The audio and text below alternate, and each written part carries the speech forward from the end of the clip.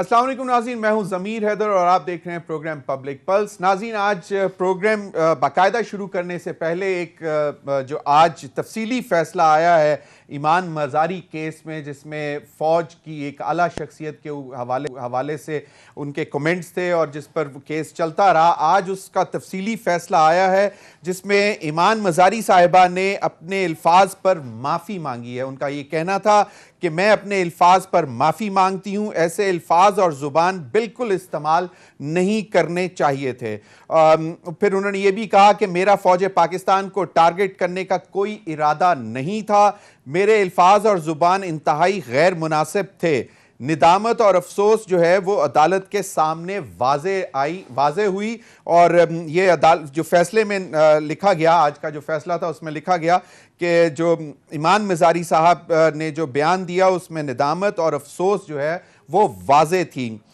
ईमान मज़ारी साहब ने एक्चुअली गैर मशरूत माफ़ी मांगी है और फैसले में लिखा गया है। और इसमें जो सबसे इम्पॉर्टेंट बात है वो ये है कि जो पिटिशनर्स थे, मतलब फ़ौज का जो इदारा था, उन्होंने ईमान मज़ारी साहब की जो माजरत है, जो माफ़ी है, जो माफ़ीनामा है, वो बहुत खंदा पेशानी से कबूल की है, मान ली है और आला ज़र्फ़ी का मुज़ाहरा करते हुए जो इस इदारे के साथ मुंसलिक है, जो आला ज़र्फ़ी हमेशा पाकिस्तान की जो अफ़वाज पाकिस्तान है और ख़ास तौर पर आर्मी जो आला ज़र्फ़ी का मुज़ाहरा करती हैं, उसी का आज मुज़ाहरा करते हुए, आला ज़र्फ़ी का मुज़ाहरा करते हुए माफ़ी को जो है बाकायदा तौर पर तस्लीम किया गया। और इसके इस तफसीली फ़ैसले में ये बताया गया है कि फ़ौज ने जो ईमान मज़ारी साहिबा की तरफ से माफ़ी है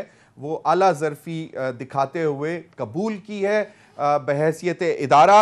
और ईमान मज़ारी साहिबा ने ये माना है कि उनके जो अल्फाज थे वो उनको इस्तेमाल नहीं करने चाहिए थे आर्मी चीफ के हवाले से, और इस पर हमारी फ़ौज ने आला ज़र्फ़ी का मुज़ाहरा करते हुए उनकी माफ़ी को तस्लीम कर लिया है। तो ये तफसीली फ़ैसला था, इसका जिक्र करना था।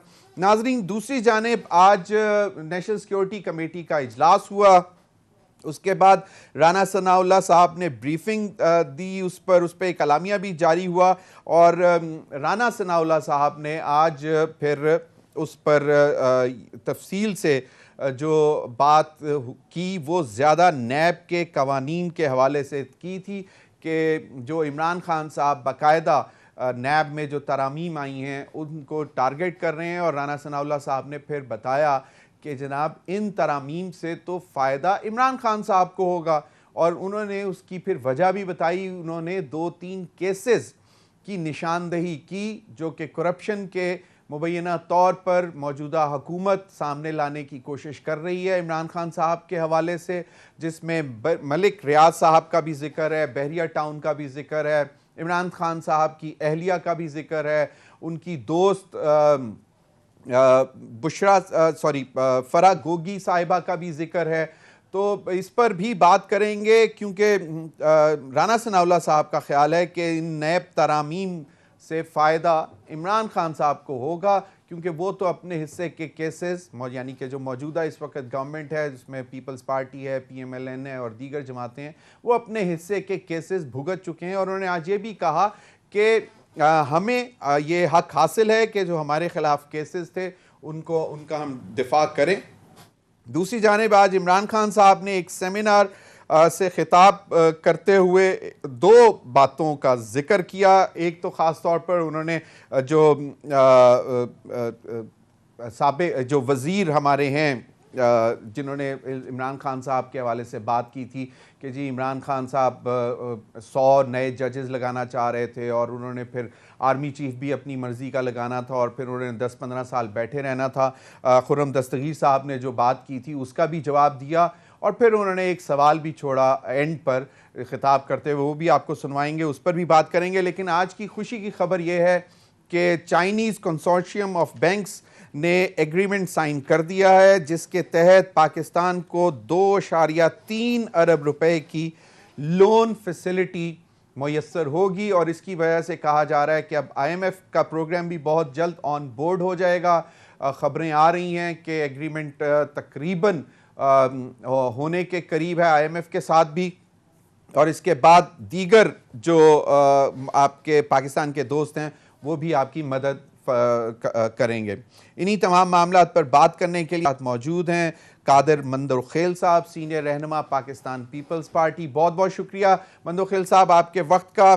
फ़खरुर रहमान साहब सहाफ़ी तज्ज़ियाकार मेरे साथ मौजूद हैं। बहुत बहुत शुक्रिया फ़खरुर रहमान साहब आपके वक्त का भी।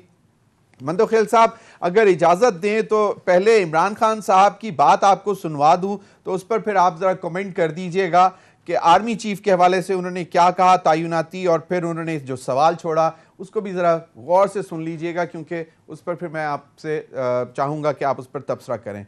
क्या कहा इमरान खान साहब ने, ये सुन लें। आर्मी चीफ इमरान खान अपना रखवाना चाहता था, वो ये कह गया ना, और आर्मी चीफ रखवा के तो उसने कहा फिर तो हमारा ये 15 साल तक रह जाएगा और ये हटाया ही नहीं जा सकेगा, क्योंकि फिर एहतसाब भी हो जाएगा हमारा। क्या इसका मतलब ये है कि कोई और आर्मी चीफ आएगा तो इनका एहतसाब रुक जाएगा?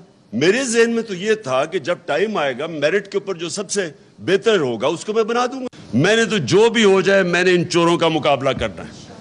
मेरा सिर्फ आखिरी एक सवाल है अपने न्यूट्रल से कि अगर घर के ऊपर डाका पड़े तो क्या चौकीदार न्यूट्रल हो सकता है?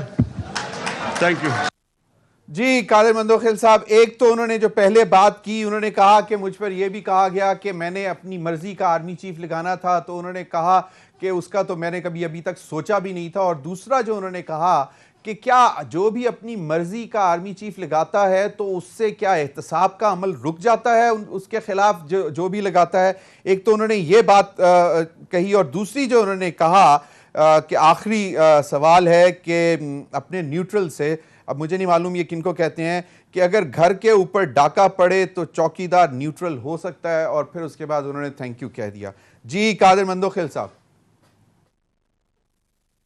आईन पाकिस्तान की आर्टिकल 95 के तहत अदम एतमाद की तहरीक एंड PDM के मुआहदे की, बिलावल भुट्टो जरदारी साहब की कमिटमेंट की ऐलान के मुताबिक और पहली मरतबा नहीं है बीबी शहीद के खिलाफ अदम एतमाद तहरीक पेश हुआ, नाकाम हुआ। शौकत अजीज साहब के खिलाफ पेश हुआ, नाकाम हुआ।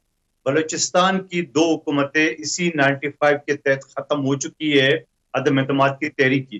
तो पहली बात तो ये बताइए गोगे से कि कौन सा डाका था, आप इसको डाका कहते हो, और फिर आपने कैसे तस्वर कर लिए हमारे अफवाज पाकिस्तान के जवानों ने, अफसरा ने जो शहादतें ली है, जो रात को हम सुकून की नींद सोते हैं तो इनकी बदौलत, बॉर्डर महफूज है तो इनकी बदौलत, एटमी पावर महफूज है तो इनकी बदौलत, आप किस मुंह से उसको चौकीदार कहते हैं?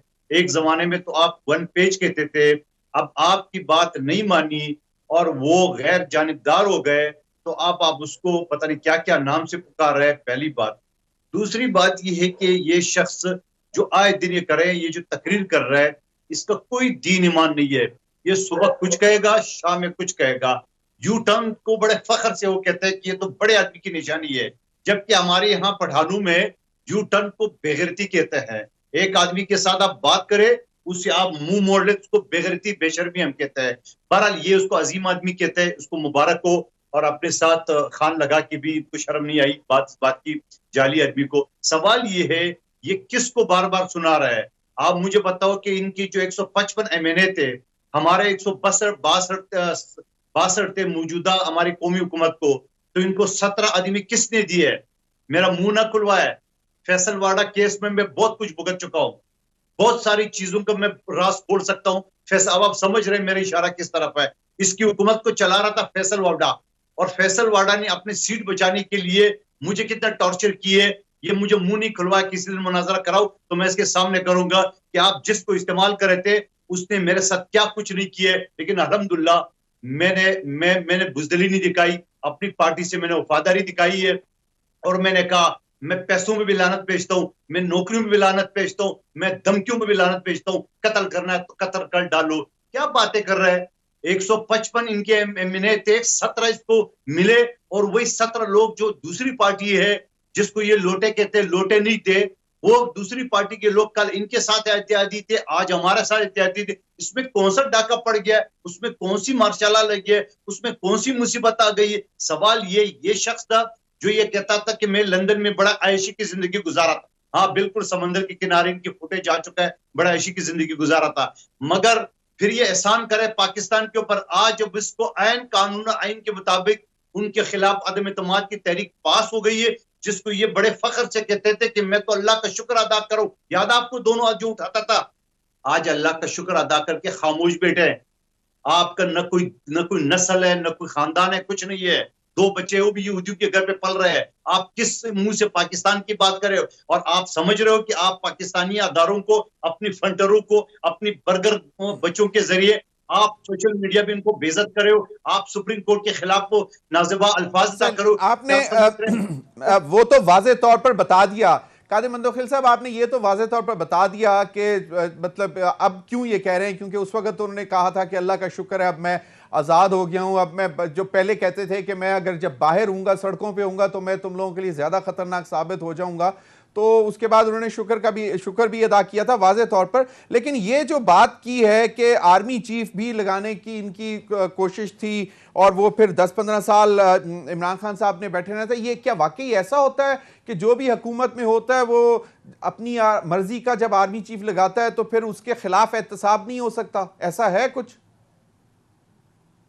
मैंने आपको इशारतन एक बात कही है, मैंने अपनी क़यादत को ये बात बताई है कि फैसल वाडा केस में मैं कितना टॉर्चर, कितना ब्लैकमेल हुआ हूं, इससे ज्यादा मुंह न खुलवाए मेरे, ठीक है? और आज जो नेब की अदालत, नेब के कवानीन के तहत हमने रिटायर्ड जजों को हमने मुस्तरद किया है। बहुत अच्छे जज हमारे प्यारे, मुझे 28-29 साल हो गए इनके सामने पेश होते हुए। बहुत अच्छी जज भी है जो बहुत बेहतरीन काम भी किए है, मगर बहुत ऐसी बिल्कुल सही, बिल्कुल सही। मैं चाहूंगा कि मैं फखरुर रहमान साहब से जरा जानने की कोशिश करूं। फखरुर रहमान साहब, आपने इमरान खान साहब की गुफ्तगू सुनी, दो चीजें उन्होंने, एक तो आखिर में उन्होंने एक सवाल किया, वो भी आपने सुन लिया, और फिर उन्होंने ये कहा कि जो मुझ पे इल्ज़ाम लगाया जा रहा था कि अगर मैं रहता तो मैं अपना मर्जी का आर्मी चीफ लगाता, जिस पर उन्होंने कहा कि मैंने तो अभी सोचा भी नहीं था, और जब वक्त आता तो मेरिट पे मैं जो सबसे बेहतरीन होता उसको लगा देता। तो और फिर उन्होंने कहा कि ये जो उन्होंने बात की है कि फिर एहतसाब सख्त होना था, तो ये क्या ऐसे ही होता है कि जो अपनी मर्जी का आर्मी चीफ लगाता है फिर वो उसके खिलाफ एहतसाब नहीं होता? जी ज़मीर साहब, शुक्रिया। सबसे पहली बात तो ये है कि जो मौजूदा आर्मी चीफ हैं ये साबिक वज़ीर-ए-आज़म नवाज शरीफ साहब की तरफ से इनको लगाया गया था। इससे पहले जनरल राय शरीफ जो थे वो भी नवाज शरीफ जो थे उनकी जानिब से लगाए गए थे, और फिर जनरल कियानी को जो एक्सटेंशन दी गई थी वो भी पीपल्स पार्टी और नवाज शरीफ की जो आपस में मुशावरत थी, उसके बाद ये सब कुछ हुआ था। जहाँ तक एहतसाब की बात है, जहाँ तक उसकी बात है, तो पिछले 4 साल के अंदर एहतसाब का अमल कहाँ से रुका रहा, कौन उसमें मुदाखलत करता रहा, अब ये बात बिल्कुल खुल करके सामने आ चुकी है।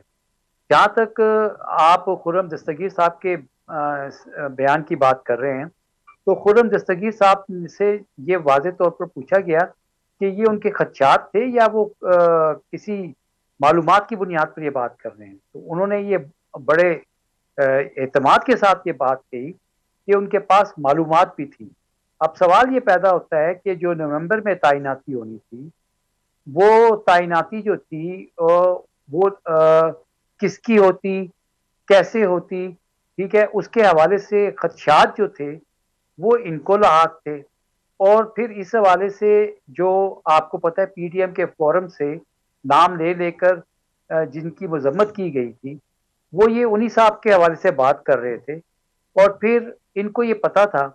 और दूसरी बात ये है कि जहाँ तक उनके केसेस का ताल्लुक है, तो इमरान खान तो 4 साल तकरीबन वज़ीर आज़म रहे, तो अगर वो 4 साल वज़ीर आज़म रह के इनको कोई सजा नहीं दिलवा सके, तो उसके बाद नवंबर में कौन सी उन्होंने सजा दिलवाई थी? क्या उनका मकसद कहने का ये है कि आर्मी चीफ जो हैं वो अदालत में बैठ के फैसला करवाएंगे, या वो असर रसूख करेंगे, या इस्टेब्लिशमेंट जो है वो करेगी?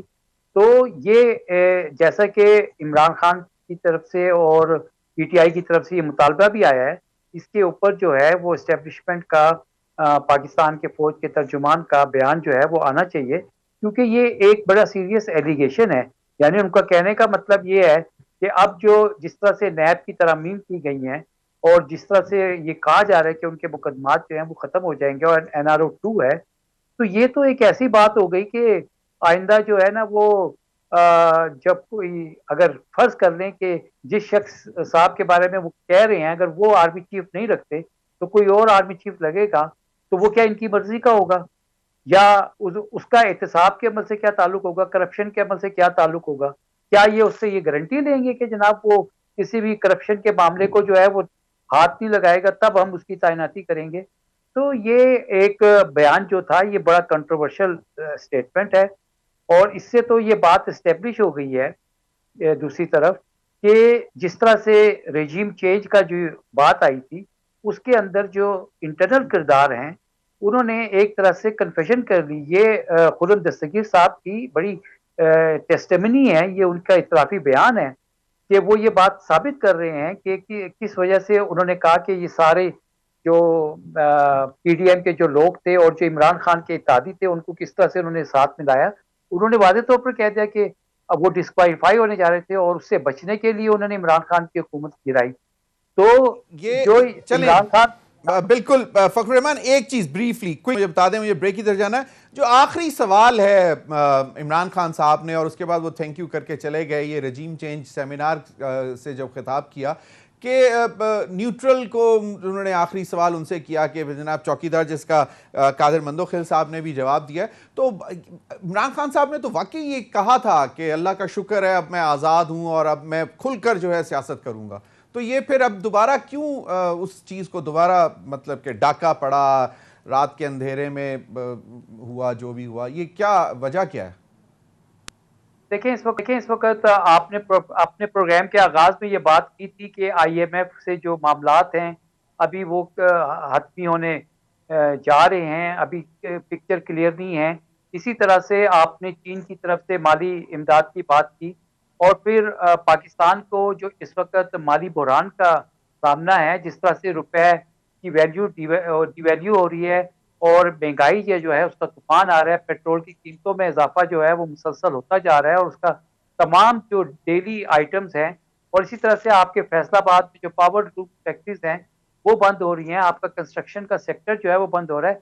ये सारा मामला जो है ये सारा मामला नेशनल सिक्योरिटी के डोमेन में आता है और इस कंटेक्स्ट में जो नेशनल सिक्योरिटी पॉलिसी बनाई गई है उसमें एस्टेब्लिशमेंट जो है वो बड़ा की रोल उसका है। इसी कंटेक्स्ट में इमरान खान ने यह बात की है कि मुल्क एक तरफ दिवालिया होने जा रहा है, क्या वो बैठकर इस वक्त तमाशा देखते रहेंगे कि ये सब यानी कि मतलब फखर रहमान, जो चीज मैं समझ सका हूं, आप कह ये रहे हैं कि जो उनके खिलाफ वोट ऑफ नो कॉन्फिडेंस हुआ ये उसकी तरफ नहीं इशारा कर रहे कि वो डाका नहीं है, जो उसके बाद पिछले 2 महीने में अभी हुआ है, महंगाई, पेट्रोल और जो दीगर मामलात हैं नैब के कानून में, जिसमें इमरान खान साहब ने यह भी कहा कि जनाब उससे मतलब ये तो मुल्क पर अगर कोई बमबारी करे तो उससे भी ज्यादा खतरनाक है। तो आपका कहने का मतलब ये है कि ये डाका उसको कह रहे हैं, अपने वोट ऑफ नो कॉन्फिडेंस को नहीं कह रहे।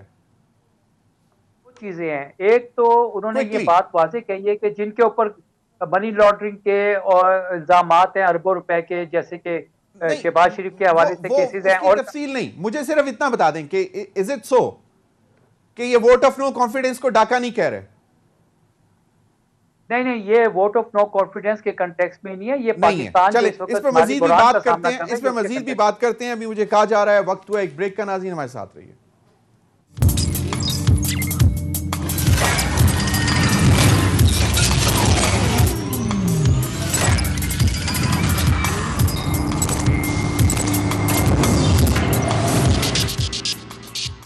वेलकम बैक नाज़रीन। अब कादिर मंदोखिल साहब, मैं आप अगर इस बात पर भी मजीद कमेंट करना चाहें तो आई वेलकम दैट, लेकिन राना सनाउल्लाह साहब की मुख्तसर सी गुफ्तगू मैं आपको सुनवाना चाह रहा हूं, क्योंकि अब ये एक चीज़ दोबारा बहुत तेज़ी से सामने आना शुरू हो गई है कि कोई फ्रंटमैन थे पिछले 3.5 पौने 4 साल में जिन्होंने बहुत पैसा बनाया। राना सनाउल्लाह साहब ने तो इस हद तक भी कह दिया कि उन फ्रंटमैनों के घरों में नोट गिनने की मशीनें थीं, क्योंकि वो चेक से पैसे नहीं लेते थे। तो क्या ये मौजूदा हुकूमत वाकई कुछ इस्टेब्लिश कर सकेगी इमरान खान साहब के खिलाफ? क्योंकि कहा यह जा रहा है कि शायद अभी तक इमरान खान साहब की शख्सियत के हवाले से कोई चीज सामने नहीं आई। ये जरा सुन ले राना सनाउल्लाह ने क्या कहा, तो इस पर कमेंट कर दें प्लीज।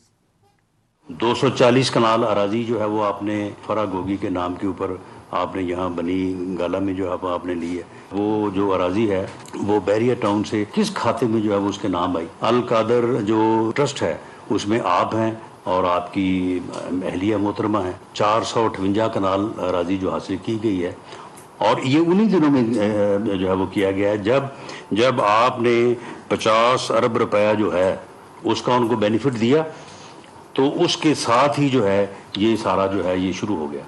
आपने इस बात का तो पिछले 10 दिन में जो है वो जवाब नहीं दिया जी। और फिर उसके आगे उन्होंने ये भी कहा था कि इस नैब का जो कवानीन आए हैं उनका फायदा तो बेसिकली इमरान खान साहब आपको होगा। क्या कहते हैं कादिर मंदोखेल साहब? यकीनन फायदा तो इमरान न्याजी साहब और गोगी को होगा। उसकी वजह ये है कि आसिफ अली जरदारी अपनी से की टॉर्चर जो है ना वो बर्दाश्त कर चुका है। हमारी बहन अदी फरियाल को रात 12 बजे घसीट के जेल में डालने की टॉर्चर बर्दाश्त कर चुका है। खुर्शीद शाह साहब बेटे समेत 2 साल जेल में टॉर्चर बर्दाश्त कर चुका है। डॉक्टर आसिम जो है ना 90 डेज इनकी कस्टडी में टॉर्चर बर्दाश्त कर चुके हैं। अब ये सारे लोग जमान पर है और केस में आगे कुछ नहीं हो तो आपको वैसे नजर आ जाएगा। अब फायदा गोगा और गोगी को होगा, इस वजह से कि गोगी का खेल जो है ना वो जल्द खुलने वाला है। आपको पता है 58 आइटम जो ना सिर्फ तोशाखाना की गायब है, जिसमें 3.5 करोड़ की वो घड़ी जिसमें इमरान न्याजी साहब खुद एक्सेप्ट कर चुका है। पहले मान नहीं रहा था, बाद में उसने एसेट्स में शो कर दिए। एसेट्स में शो करने के बाद जब वो पकड़ाई में आ गया तो पता चला कि मैंने 3.5 करोड़ की घड़ी जो है ना उससे अपने बनी गाला का रोड बनवाया, पाकिस्तान का पैसे खर्च नहीं किया। जबकि मेयर इस्लामाबाद का स्टेटमेंट है कि वो रोड सिर्फ 30 लाख रुपए में बना है। चलो 30 लाख में नहीं बनाया, 3.5 करोड़ में बना है। आपको किसने इजाजत दी कि आप तोहफे की चीज बेच के और उससे अपना रोड बनवा ले? और फिर इस शख्स ने धंधा बना लिए, जैसे वो कस्टम की गाड़ियां लोग लेते पुरानी, फिर डेंटिंग पेंटिंग करके बाजार में बेचते। इसने तोशाखाना से धंधा बनवा लिया। धंधा बनाने के बाद 58 आइटम गायब है, जिसमें गोल्ड प्लेटेड कलाशनकोफ है, जिसमें गाड़ियां हैं, जिसमें एक 18 करोड़ का नेकलेस लाहौर के ज्वेलर्स को बेच चुके। मैं बार बार मीडिया में कहता हूं, कोई इसकी वो नहीं करता है, डिनाई नहीं करता है। ये सारा खेल तो अभी बाकी है। कादिर मंदोखेल साहब वो कहते हैं कि जी अगर तोशाखाना का मामला उठाना है तो फिर तमाम जो साबिक वुज़रा या उमरा जितने भी तोहफे ले चुके हैं उनकी लिस्टें भी सामने आनी चाहिए और कितने पैसों के एवज लिए गए हैं उनकी भी आनी चाहिए। लेकिन अभी जो स्पेसिफिकली बात हो रही है, यकीनन तोशाखाना केस भी अपना अहमियत है और ये बहुत एक एम्बैरेसिंग सिचुएशन थी कि आपको तोहफा मिले और आप वो जाके भेज दें। लेकिन आज जो राना सनाउल्लाह साहब ने बात की है कि मलिक रियाज साहब को बहरिया टाउन के जो मतलब बहुत बड़े बिजनेस टाइकून हैं पाकिस्तान के, उनसे बेनिफिट्स लिए गए और उनको उनसे अराजी ली गई और इधर बनीगाला में और फिर अलकादिर ट्रस्ट के नाम पे, और उनको बेनिफिट वो दिया गया। जो पैसे लंदन से आने थे वो चले गए सुप्रीम कोर्ट में, जो फाइन के जुमरे में डाल दिए गए, हालांकि वो नेशनल एक्सचेकर में आने चाहिए थे। उस हवाले से क्या कोई सॉलिड शवाहिद हैं और इसको परसू किया जाएगा? ये तो राणा साहब ही बताएंगे। राणा साहब ने प्रेस कॉन्फ्रेंस की, जवाब मुझसे मांग रहे हो, उसके पास क्या डिटेल है अभी तक हमसे शेयर नहीं हुआ है। जब हमसे शेयर होगा तो हम जरूर आपको बताएंगे। इस तरह हवा में बात करने वाला मैं नहीं हूँ। मैं तो आपको तोशाखाना की डिटेल बताया। दूसरी बात आपने जो कहा कि वो शख्स फरमा रहा है, सब क्यों करो। कानून ये है, मैं कानून का तालिब इल्म हूँ, जो शख्स दरवाजे पे चोरी करते हुए पकड़ा गया वो ये नहीं कर सकते कि मुझसे पहले फलां शख्स गया, वो टीवी लेके भागा है, फलां शख्स लेके जो घड़ी लेके भागा है। आप अपनी हिसाब पे जब दरवाजे पे आप पकड़े गए, आपसे पेंसिल जो है ना पकड़ा गया, आप पेंसिल के जवाब देंगे। तो ये प्ली इमरान न्याजी साहब की नहीं मानी जाएगी कि सबके हिसाब तो हो रहा है पिछले 75 साल से। आपका हिसाब, गोगी का हिसाब अभी बाकी है। फिर आपके खातून अव्वल जो है ना, जो जिस तरीके से उन्हें गोगी को फ्रंट वुमेन बना के जिस तरह लूट मार मचा है, तो सारी चीजें आ जाएगी सामने, ज्यादा दूर नहीं है। सवाल ये है कि आपने 4 साल में क्या कुछ किया पाकिस्तान के साथ। आपने चीनी 165 रुपए पे आपने पहुंचा है, डॉलर 190 तक आपने पहुंचा है, आटा जो है ना आपने 80-100 रुपए आपने पहुंचा है, मुल्क में बेरोजगारी आपने मैं पूछा है। चाहूंगा कि मैं फखरुर रहमान साहब से जरा इनपुट ले लूं। फखरुर रहमान साहब, आपने राना सनाउल्लाह साहब की गुफ्तगू सुन ली और उसने एंड में कहा था कि जी जो अब नैब में अमेंडमेंट्स आई हैं उनका फायदा इमरान खान साहब को होगा, हम तो भुगत चुके सब कुछ। साहब ये इस तरह का एक नैब के हवाले से और NRO 1 जो था उसके हवाले से माजी में भी एक सिलसिला हो चुका है। आपको पता है कि 2007 में 5 अक्टूबर 2007 को एक NRO जो था वो हुआ था। सुप्रीम कोर्ट ने उसका खुद नोटिस दिया था और ये कहा था कि ये पर्सन स्पेसिफिक है। अब अगर राणा साहब ये बात कहें कि जी इसका फायदा इमरान खान को होगा, XYZ को होगा या किसी को होगा, तो ये इस तरह की लेजिस्लेशन जो है ना तो इमरान खान के लिए हो सकती है, ना ही इमरान खान इससे कोई फायदा उठा सकते हैं। जहां तक करप्शन एलिगेशन का ताल्लुक है तो इस वक्त तो PDM जो है वो हुकूमत में है, जहां इतने सारे मुकदमात जो हैं वो FIR जो हैं वो हो गई हैं PTI की बड़ी क़यादत के खिलाफ। तो ये करप्शन का जो केस अगर इतना ही सॉलिड है तो इसको फाइल करें नैब में, और नैब इस वक्त मौजूद है ताकि जो है वो दूध का दूध पानी का पानी हो जाए। महज एलिगेशन लगाने से तो कुछ नहीं होगा, इस वक्त वो हुकूमत में है। अच्छी बात है, अगर इमरान खान के खिलाफ कोई करप्शन का केस है, कोई सबूत है तो लेकर आए, और उनको कौन रोक रहा है इस चीज से। तो ये सिर्फ ये कहने की बात है कि जी नैब से आप भी बेनिफिट उठा सकते हो, इसलिए आप ना जाए। कल वो सुप्रीम कोर्ट में चैलेंज करने जा रहे हैं, और मैंने आपको ये बताया कि ये पर्सन स्पेसिफिक लेजिस्लेशन जो है वो किसी भी तरह से नहीं हो सकती, और सुप्रीम कोर्ट का 5 रुकनी लार्जर बेंच जो है वो ऑलरेडी मजबूत नोटिस लेके तमाम जो मनी लॉन्ड्रिंग के केसेस हैं, खासतौर पे जो अहम केसेस हैं, उनका रिकॉर्ड मंगवा चुका है, और इस वक्त ये मामला सब जुडिस है। लेकिन फखरुर रहमान, आप भी सुप्रीम कोर्ट कवर करते रहे हैं और बहुत अरसा कवर किया है आपने, बहुत गहरी नजर है। आप दोनों डिफेंस कॉरेस्पॉन्डेंट भी बहुत अच्छे रहे हैं और सुप्रीम कोर्ट के भी कॉरेस्पॉन्डेंट बहुत अच्छे रहे हैं। मुझे ये बताएं कि जो फाइन के लिए पैसे जमा करवाए गए सुप्रीम कोर्ट में, क्या वो उसी मकसद के लिए आए थे बाहर से, या फिर उस वक्त शहजाद अकबर साहब ने उसको मैनेज किया, जिसके बदले राना सनाउल्लाह साहब कह रहे हैं कि ये उसी टाइम पे ट्रांजैक्शंस हो रही हैं जिस टाइम पर वो पैसा बाहर से आया। देखें, ये जो क्वेश्चन है जुर्माने का और ये जो रकम है, मैं यही कह रहा हूँ कि इसके ऊपर मेरा भी क्वेश्चन मार्क है। और अगर ये इमरान खान की हुकूमत ने किसी तरह से अगर इसको छुपा लिया गया, या शहजाद अकबर साहब ने जो है कोई हैंकी पैंकी की है, तो इस वक्त तो ये जवाब तो नहीं हो सकता ना कि हमने जो नैब में तब्दीली की है उसके बेनिफिशियरी आप भी होंगे, तो इसलिए जो है ना आपके खिलाफ ये है। भाई, आप तो इमरान खान के खिलाफ करप्शन केसेस तलाश करते फिर रहे हैं कि कोई केस मिले, अभी तक नहीं मिला, और पूरी तजू जो ऐसी पे लगी है। कतई नजर इस कि इमरान खान मुलव्वस है ये नहीं है, ये फराग जो है या वाइट जो है, ये जो फाइन का मामला है, अगर कोई चीज सॉलिड है तो उसको अभी दूध पानी का पानी किया जाए। सही, तो बिल्कुल सही। मैं अभी वक्फे पे जाऊंगा और वक्फे के बाद आकर मजीद भी इस पर बात करेंगे। क्या वाकई ये जो सूरत हाल बन रही है, और जो इमरान खान साहब बार बार कह रहे हैं कि इन तमाम मुश्किलात, चाहे महंगाई हो, चाहे जो भी इस वक्त मुश्किलात हैं, वो उनसे निपटने का जो एक ही हल है और वो है फौरी और शफाफ इंतखाबात। क्या ये हो सकता है? ब्रेक के बाद।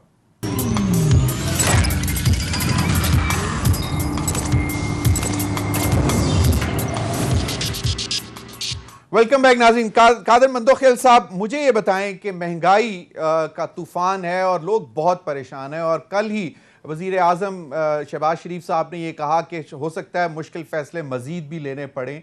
तो क्यों ले रहे हैं ये मुश्किल फ़ैसले? क्यों नहीं मतलब कहते कि जी केयर टेकर सेटअप आए, इंतखाबात अनाउंस करें और आने वाले संभालें जो भी संभालना है? आप लोग अपने कंधे पर क्यों ले रहे हैं? या फिर ये ऐसा ही है कि जिस तरह आपके एक सीनियर साथी पीपल्स पार्टी के ने कहा कि जी जिम्मेदारी तो जो ड्राइविंग सीट पे बैठा होता है उन्हीं की है, तो जिम्मेदारी सिर्फ क्या मियां शहबाज शरीफ साहब की और PMLN की है? पहले सबकी जिम्मेदारी है जिसके पास वजारतें हैं या जिसके पास नहीं है। पहली बात तो ये है। दूसरी बात ये है कि जब आदम एतमाद की तहरीक हमने शुरू की है, जबकि ये PDM के वक्त से उस वक्त शुरू हुआ था जब पीडीएम का मुआहदा हुआ था उसमें लिखा गया अदम एतमाद की थी। तो ये अमेरिका वाला ड्रामा जो ना ये खत्म होना चाहिए। उसके बाद जब 2 महीने पहले जब बिलावल साहब लॉन्ग मार्च कर रहे थे, उससे 2 महीने पहले उन्होंने हमें टास्क दिया, हमने तैयारी शुरू की है। जैसे हमने कराची से लॉन्ग मार्च शुरू की है, 2 दिन अभी रास्ते में हुए ही नहीं है कि इमरान नियाजी साहब ने ओगरा की समरी 8 रुपए काट करके 10 रुपए मजीद कम कर यहाँ पे हो गई है मुआहदे की खिलाफ वर्जी जो उन्होंने IMF के साथ की थी। अब उसके बाद सूरत हाल ये थी कि अदम एतमाद की तहरीक जब पास हुई है, जो सिलसिला हुआ सुबह 10 बजे से लेकर रात 12 बजे तक सुप्रीम कोर्ट की वाज़ेह हिदायत के बावजूद जो ड्रामा चल रहा था वो सारे पाकिस्तान ने देख ली, मैं रिपीट नहीं करूंगा। उसके बाद हमारे पास चारा क्या था, हमारे पास रास्ता था कि जो बात आप फरमा रहे हो ये आम आदमी को समझाने की बात है। आप तो माशाल्लाह एंकर, आप तो समझते हो। बात यह है कि हम अगर केयर टेकर के हवाले करते तो केयर टेकर के साथ तो पाकिस्तान दुनिया का कोई भी मुल्क उसे बात करने को तैयार नहीं होता है। आप मुझे बताओ, केयर टेकर ये महंगाई अगर क्या कम कर देती, क्या वो पेट्रोल नहीं बढ़ाती, क्या करती? मुझे एक बात तो बताए। हमारे लिए तो बड़ा अच्छा आसान सा रास्ता था कि हम केयर टेकर के हवाले कर लेते और जान छूट जाती हमारी, इलेक्शन आ जाता, हम इमरान के ऊपर डालते, मामला खत्म हो जाए। मगर नहीं, हमने ये कड़वा घूंट पी लिया इस वजह से कि हमें पता था कि लोग नाराज भी होंगे, मगर हमने पाकिस्तान को देखना था। अगर हम वो कड़वा घूंट ना पीते, आपको बताएं यहाँ सूरत जो ये इमरान नियाजी श्रीलंका करे, वाकई श्रीलंका जैसी खंदके खोद के वो बैठा हुआ था। वाकई इनको पता था कि मुल्क के 3 टुकड़े होने वाला है, वो पूरा प्लानिंग करके बैठा हुआ था। क्योंकि यह शख्स वो है, वो बड़ी एक खराब मिसाल मैं नहीं देना चाह रहा हूं कि मेरे नहीं रहेगा तो किसी का नहीं रहेगा ये मुल्क।